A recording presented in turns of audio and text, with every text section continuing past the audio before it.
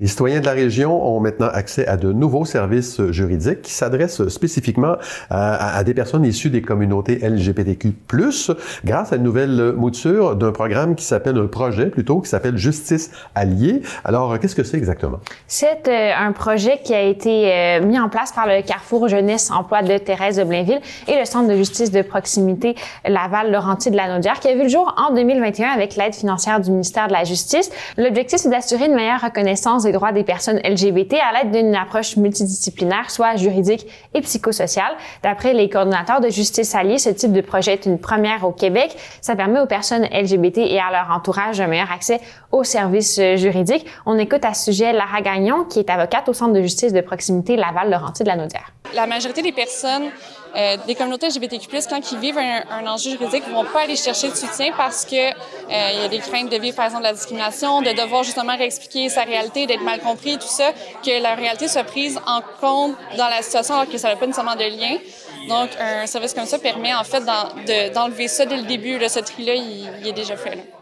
Et quel est le genre de service là, qui est offert par le biais du programme Justice Alliée? C'est assez diversifié. Les exemples fournis par les organismes sont multiples. Il y avait, par exemple, le soutien des démarches d'un syndicat dans le cas d'une personne trans qui vivait de la discrimination au travail, du soutien à la succession dans le cas d'une dame ayant perdu sa conjointe, ou alors l'accompagnement d'une mère dans ses démarches juridiques pour son enfant qui avait vécu de la discrimination à l'école. Le Carrefour Jeunesse Emploi Thérèse de Blainville et le Centre de justice de proximité offrent aussi de l'accompagnement légal pour les personnes en processus de transition ou de changement de nom. Les services s'adressent aux personnes de la communauté LGBTQ+, mais ça ne doit pas nécessairement être pour des problèmes en lien avec leur identité ou leur orientation sexuelle. Tout au long des démarches judiciaires, les personnes concernées peuvent compter sur un suivi psychosocial. Le fait d'être accompagné par des personnes sensibilisées aux enjeux de la communauté LGBT offre une grande tranquillité d'esprit à la clientèle ciblée. On peut écouter à ce propos Olivier Charec, qui est travailleur social au Carrefour Jeunesse Emploi Thérèse de Blainville. Des démarches juridiques, des fois, ça l'amène du stress, de l'anxiété. Des fois, la situation personnelle de la personne n'est pas facile non plus. Fait que d'avoir le soutien psychosocial aussi, ça l'aide à avoir un appui, un accompagnement dans les démarches aussi, d'aller au bout des démarches, de ne pas avoir peur de continuer, de revendiquer ses droits. Donc, vraiment, les personnes se sentent sécurisées et soutenues dans leurs démarches grâce à ça. Depuis le début du projet, près de 100 personnes ont reçu un accompagnement et plus de 500 personnes ont été formées dans le cadre du projet, soit des intervenants du milieu juridique ou tout simplement des personnes LGBT intéressées. Il y a un nouveau volet dans ce projet, Clara. Alors, quels sont les services supplémentaires qui sont disponibles? Alors, Justice Alliée propose maintenant des services notariaux, que ce soit la rédaction de conventions d'union de fait, de contrats de mariage ou de testament. Les notaires peuvent aussi maintenant traiter les demandes anticipées d'aide médicale à mourir.